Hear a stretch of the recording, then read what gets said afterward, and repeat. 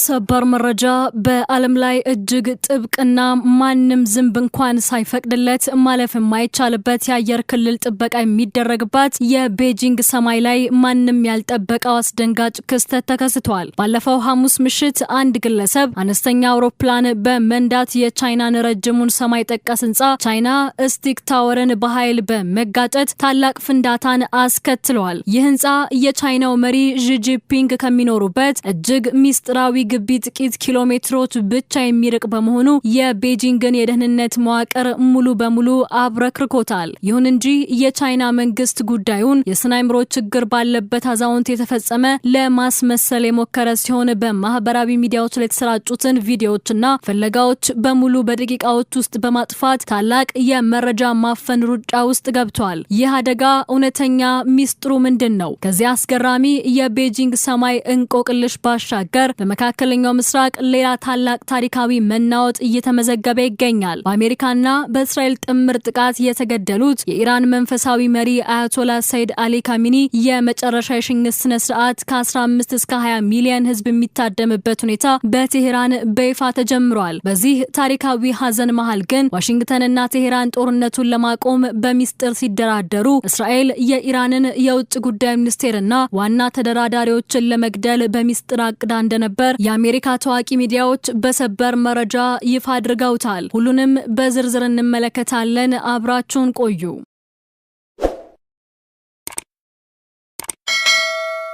ዓለም አቀፉ ማህበረሰብ ትኩረቱን በመካከለኛው ምስራቅ የጦርነት ትኩሳት ላይ ባደረገበት በዚህ ሰዓት በሩቅ ምስራቅ ልዕለ ኃያሏ ቻይና ዋና ከተማ ቤጂንግ ውስጥ የሀገሪቱን ከፍተኛ የፖለቲካና የደህንነት መዋቅር በእጅጉ ያናጋ እጅግ አስገራሚና ብርቅዬ ክስተት ተከስቷል። ሰኔ 26 ቀን 2026 ዓ.ም ምሽት ላይ በዓለም ላይ እጅግ ጥብቅና አስተማማኝ የአቪዬሽን ቁጥጥር ፖሊሲዎች ከሚተገበርባቸው ጥቂት ከተሞች መካከል አንዷ በሆነችው ቤጂንግ ሰማይ ላይ አንድ አነስተኛ የግል አውሮፕላን ድንገት ብቅ ብሏል። አውሮፕላኑ ምንም እንኳን በዚህ ጥብቅ የአየር ክልል ውስጥ ፈቃድ ሳይኖረው መብረር የተከለከለ ቢሆንም በቀጥታ በመሄድ የከተማዋ ማዕከላዊ የንግድ ቀጠና መለያና የሀገሪቱ ታላቅ የፋይናንስ ተቋም ዋና መስሪያ ቤት የሆነውን የቻይናን ረጅሙን ሰማይ ጠቀስ ህንጻ ቻይና ስቲክ ታወር በኃይል በመጋጨት በቦታው ፍንዳታ አስከትሏል። ይህ ክስተት የቻይናን ደህንነት በእጅጉ ያስበረገገው በሁለት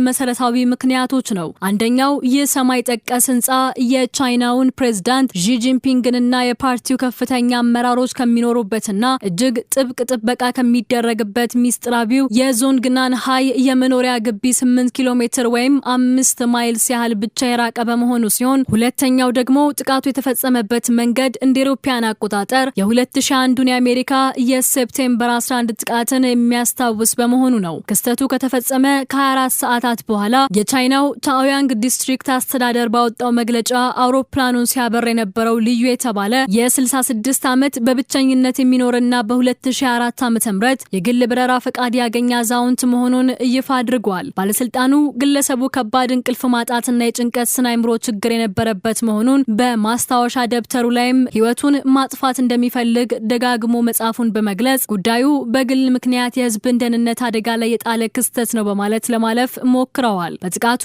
13 ሰዎች መለስተኛ ጉዳት ደርሶባቸዋል። ሆኖም ግን ከዚህ ይፋዊ መግለጫ ጀርባ ያለው እውነተኛ ሚስጥር የቻይና ኮሚኒስት ፓርቲ መረጃውን ለማፈን ያደረገው አስገራሚ ሩጫ ነው። አደጋው በደረሰበት በዚያኑ ምሽት በህንጻው ዙሪያ በሺዎች የሚቆጠሩ የደህንነት ኃይሎች የተሰማሩ ሲሆን በአካባቢው የነበሩ ዜጎች ምንም አይነት ፎቶግራፍና ቪዲዮ እንዳያነሱ በከፍተኛ ኃይል ሲከለክሉ አድረዋል። በማህበራዊ ሚዲያዎች ላይ ወዲያውን የተሰራጩት ምስሎች በቻይናው የኢንተርኔት ማጣሪያ አማካኝነት በደቂቃዎች ውስጥ እንዲጠፉ ተደርጓል። ሌላው ቀርቶ በቻይናው ታዋቂ ማህበራዊ ሚዲያ ዌይቦ ላይ ስለ አደጋው የሚገልጹ ፍለጋዎች በሙሉ ታግደዋል። አንድ የአውሮፕላን ስቲክ ታወር ላይ ተጋጨ ብለው የፈለጉ ዜጎች ያገኙት ብቸኛው ምላሽ ይህ ዛሬ የሰማሁት እጅግ አስቂኝ የሐሰት ወሬ ነው፣ እንዲህ አይነት ነገር ፈጽሞ አልተከሰተም የሚሉ ይዘቶችን ብቻ ነበር። ባለሙያዎች እንደሚተነትኑት የቻይና መንግስት መረጃውን ለማፈን የሮጠው አውጠው ጉዳዩ በሀገሪቱ ውስጥ በከፍተኛ ሁኔታ እየተስፋፋ የመጣውንና ማህበረሰብን የመበቀል ጥቃት ተብሎ የሚጠራውን በኑሮና በስርዓቱ የተማረሩ ግለሰቦች የሚያደርሱትን ጉዳት ማዕበል ለመጠበቅና የሀገሪቱን የአየር መከላከያ ደካማነት ላለማሳየት የተደረገ ትልቅ ሚስጥራዊ ስልት ነው። የቻይና የአቪዬሽን እንቆቅልሽ የዓለምን ትኩረት በሳበበት በዚያው ቅጽበት በመካከለኛው ምስራቅ ምድር የተሸሸገ ሌላ እጅግ አስደንጋጭና ዲፕሎማሲያዊ ሚዛኑን ያናጋ ሚስጥራዊ መረጃ ይፋ ሆኗል። የአሜሪካ ታዋቂና ተጽዕኖ ፈጣሪ ጋዜጣ ተቋም የሆኑት ዘ ኒውዮርክ ታይምስ እና ዋሽንግተን ፖስት የሀገሪቱን የደህንነትና የወታደራዊ ባለስልጣናት ምንጮች ዋቢ በማድረግ በሰጡት ሰበር መረጃ መሰረት እስራኤል፣ ዋሽንግተንና ቴህራን በመካከለኛው ምስራቅ የተቀሰቀሰውን ከባድ ጦርነትና ደም መፋሰስ ለማቆም በሚስጥር የሰላም ድርድር እያደረጉ በነበረበት ወቅት የኢራንን ዋና ተደራዳሪዎች ለመግደል ከፍተኛ ስልታዊ እቅድ አውጥታ እንደነበር ተጋልጧል። የደህንነት ምንጮቹ ስማቸው እንዳይገለጽ በማድረግ ለሁለቱም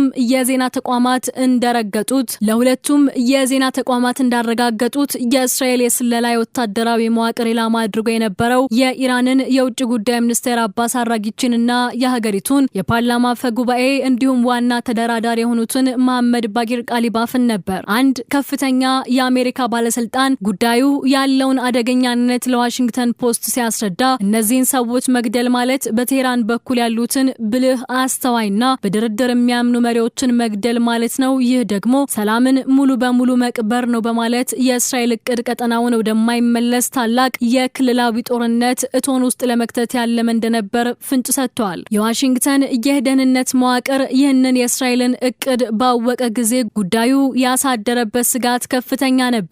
በመሆኑም ዘ ኒውዮርክ ታይምስ እንደዘገበው አሜሪካ ወዲያውኑ በመካከለኛው ምስራቅ ያሉ አጋር ሀገራትን በዲፕሎማሲያዊ መንገድ በመጠቀም ይህ የተደቀነባቸውን የግድያ አደጋ ለኢራን ከፍተኛ መሪዎች በአስቸኳይ እንዲያስተላልፉና ተደራዳሪዎቻቸው ጥብቅ ጥበቃ እንዲያደርጉ አስጠንቅቃለች። ይህ የአሜሪካ የቅድመ ማስጠንቀቂያ እርምጃ በእስራኤልና በዋሽንግተን መካከል ያለውን የሚስጥር መረጃ ልውውጥና መተማመን ምን ያህል እየሸረሸረ መምጣቱን የሚያሳይ ግልጽ ማረጋገጫ ሆኗል። የፖለቲካ ተንታኞች እንደሚሉት እስራኤል ቀጠናዊ ግጭቶችን ለማቆም የሚደረጉ የሰላም ውይይቶችንና ድርድሮችን በተደጋጋሚ ጊዜ በወታደራዊ ኃይልና በግድያ ማክሸፍ ረጅም ታሪክ አላት። ለዚህም እንደ ማሳያ የሚጠቀሰው ባለፈው ጥቅምት ወር የሐማስ ከፍተኛ መሪዎችና ባለስልጣናት በኳታር ዋና ከተማ ዶሃ ተቀምጠው ከእስራኤል ጋር ሊደረግ የነበረውን የተኩስ አቁም የሰላም ውሳኔ ሀሳብ በጥልቀት እየመረመሩ በነበረበት ወቅት የእስራኤል ጦር በዶሃ በሚገኘው የሐማስ የፖለቲካ ቢሮና መኖሪያ ግቢ ላይ አስደንጋጭ ጥቃት በመፈጸም ድርድሩን በአየር ላይ እንዲበተን ማድረጉ ነው። ይህ አዲሱ የአባስ አራጊቺና የቃሊባፍ የግድያ እቅድ እስራኤል አሁንም ቢሆን በዲፕሎማሲያዊ መንገድ የሚመጡ የሰላም አማራጮችን በማዳከም ቀጠናውን በበላይነት ለመቆጣጠር የምትከተለውን ጽንፈኛ የጦርነት ስልት በዓለም ፊት ይፋ ያደረገ ክስተት ሆኗል። እስራኤል የሰላም ተደራዳሪዎችን ለመቅጠፍ የምትሸርበው ሚስጥራዊ ሴራ በዓለም አቀፍ ሚዲያዎች መነጋገሪያ በሆነበት በዚህ ሰዓት በኢራን ዋና ከተማ ቴህራን ታሪካዊና ታላቅ የሐዘን ምዕራፍ ተከፍቷል። በቅርቡ በተቀሰቀሰውና ለ40 ቀናት በዘለቀ የአሜሪካና የእስራኤል ጥምር ወታደራዊ ጥቃት የመጀመሪያ ዕለት ላይ በተሰነዘረ ድንገተኛ ጥቃት የተገደሉት የኢራን መንፈሳዊ መሪ አያቶላ ሰይድ አሊ ካሚኒ የመጨረሻ የሽኝት ስነ ስርዓት በቴህራን ታላቁ ሞሳላ በይፋ ተጀምሯል። የካሚኒና ያብረውት የነበሩ ከፍተኛ መኮንኖች አስከሬን ወደ ታላቁ የጸሎት አዳራሽ ሲገባ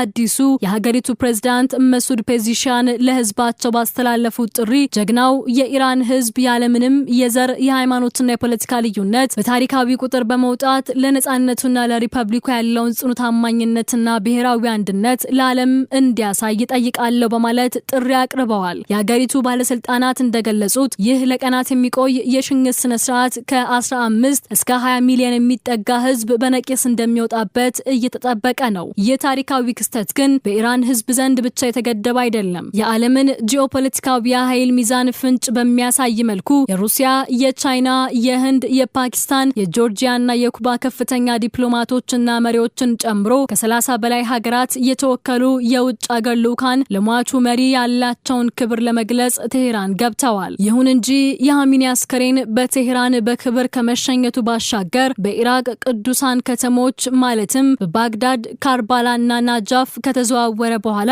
ሐምሌ 9 በቅድስት ከተማ ማሻሃድ በይፋ የሚያርፍ ቢሆንም ከዚህ ውከት ጀርባ ግን አንድ ትልቅ የታሪክ ጠባሳ በኢራናውያን ልብ ውስጥ እንደ አዲስ አገርሽቷል። የኢራን የህግና ዓለም አቀፍ ጉዳዮች ምክትል የውጭ ጉዳይ ሚኒስቴር ካዜብ ጋሪባባዲ እንደገለጹት የሃሚኒ ህልፈትና የሚታሰበው የታሪካዊው የኢራን አየር መንገድ በረራ 655 አደጋ ሁለቱም የአሜሪካን ቀጣይነት ያለውና ስር የሰደደ ጸረ ኢራን ጠላትነት የሚያሳዩ መንትያ ምስክሮች ናቸው። በትክክል ከ38 ዓመታት በፊት ሐምሌ 3 ቀን 1988 ዓ.ም ዩኤስኤስ ቪንሴንስ የተባለችው የአሜሪካ የጦር መርከብ በፋርስ ባህረ ሰላጤ ላይ እየበረረ የነበረውን የሲቪል መንገደኞች አውሮፕላን ሚሳኤል በመተኮስ መታጠላው ነበር። በዚህ አሰቃቂ ጥቃት 66 ህጻናትን ጨምሮ በረራው ላይ የነበሩ 290 ንጹሃን ዜጎች በሙሉ በአየር ላይ ተበትነው አልቀዋል። ኢራናውያንን ዛሬም ድረስ የሚያቆስለው ትልቅ እውነት ግን አሜሪካ ለዚህ የጭካኔ ተግባር ይፋዊ ይቅርታ ለመጠየቅ ፈቃደኛ ለመሆኗ ብቻ ሳይሆን ጥቃቱን የመራውን የአሜሪካ ጦር መርከብ አዛዥ በወቅቱ በክብር ሜዳሊያ ማሸለሟ ነው። የዛሬው የሃሚኒ ግድያና የ1988ቱ የንጹሃን እልቂት ውስታ አንድ ላይ መገጣጠማቸው በኢራን ህዝብ አእምሮ ውስጥ የአሜሪካና የእስራኤል ጥምረት በዲፕሎማሲ የማይፈታ ጽኑ ጠላትነት እንዳለውና የሀገሪቱ የወደፊት ዕጣ ፈንታም ከዚህ ጠባሳ ጀርባ በሚወለድ አዲስ የጥንካሬና የመከላከል ስልት ላይ ብቻ እንደሚመሰረት ያሳየበት የታሪክ መገናኛ ሆኗል። ያሁኑን አበቃን። ለቻናላችን አዲስ ከሆናችሁ መሰል ወቅታዊና ሰበር መረጃዎችን በየቀኑ ለማግኘት አሁኑኑ ሰብስክራይብ በማድረግ የደውል ምልክቷን ይጫኑ። ሰላም ቆዩን።